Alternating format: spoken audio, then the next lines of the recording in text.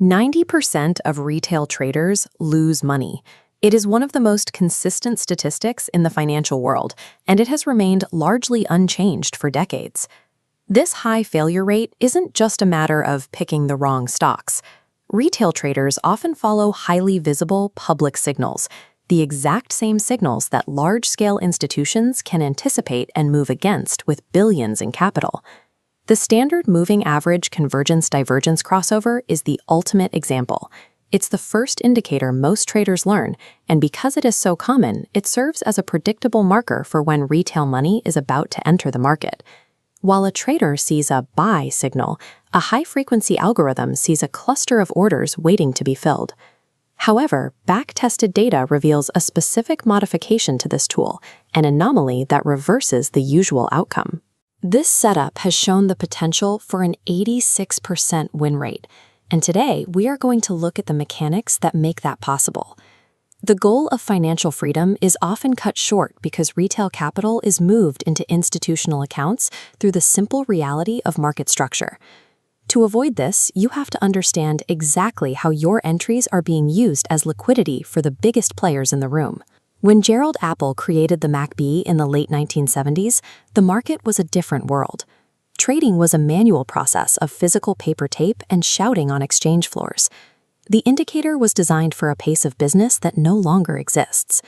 Today, over 80% of Wall Street's volume is executed by black box algorithms and massive server arrays. These systems process information in microseconds, long before a human can even blink. This creates a massive problem of lag.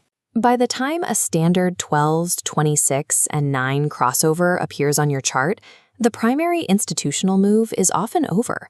You are reacting to the past while the machines are already positioning for the next shift. This is reflected in the numbers. A backtest of 10,000 trades using standard MACD crossovers shows a win rate of barely 43%. Once you account for the costs of trading and slippage, the strategy is mathematically expected to lose money. In professional circles, this is known as providing exit liquidity. It happens when a retail trader buys at the exact moment an institution needs to sell a large position without crashing the price. If you follow the default rules, you aren't participating in a trend. You are helping a bank complete their exit strategy. To win, you have to change the lens through which you view the indicator. A massive hedge fund cannot simply buy 5 million shares of a stock at once. Doing so would spike the price and ruin their own entry. Instead, they need a significant pool of sell orders to match their size. To find that volume, algorithms often drive the price down below key support levels. This triggers a wave of retail stop losses, creating a concentrated pool of sell orders that the institution then quietly absorbs. This chart shows how to spot that process.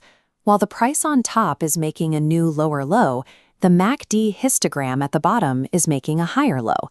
This is a bullish MACD divergence. It tells you that despite the falling price, the actual selling pressure is drying up. The divergence reveals that the downward move is exhausted. The price is dropping, but the momentum is shifting upward as the smart money takes the other side of the trade. When you learn to identify these structural shifts, you stop reacting to the price action that traps most traders.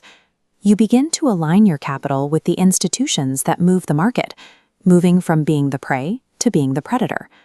This brings us to step 1, the macro filter. We use a 200-period exponential moving average to define the environment. If the price is above this line, we only take long positions. If it's below, we only take shorts. This single rule eliminates the majority of false MACD signals. Step 2 is divergence detection.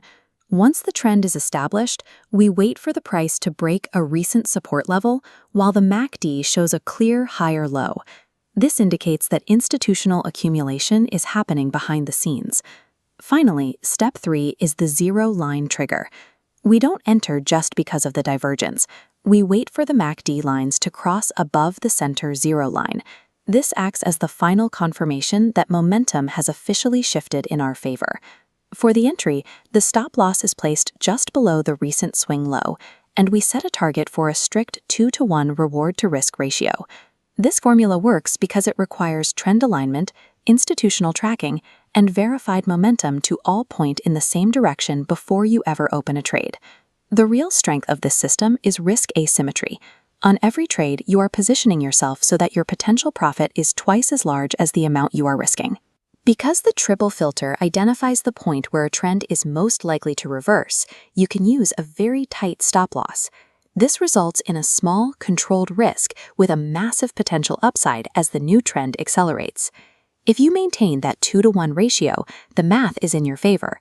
Even if the market changes and your win rate drops from 86% down to 60%, you will still remain profitable over any long sample size of trades. The edge here isn't about being right every single time. It's about following a system that provides a mathematical path to success over time, removing the need for emotional guesswork. The market is a system designed to move capital from the impatient and the uneducated to the patient and the disciplined. You now have the blueprint to stop acting as exit liquidity and start trading with the institutional flow. The choice is yours. To see more deconstructions of market mechanics, subscribe to Streets and turn on notifications. Drop a comment and let us know which indicator you want us to break down next. Trade smart. We'll see you in the next video.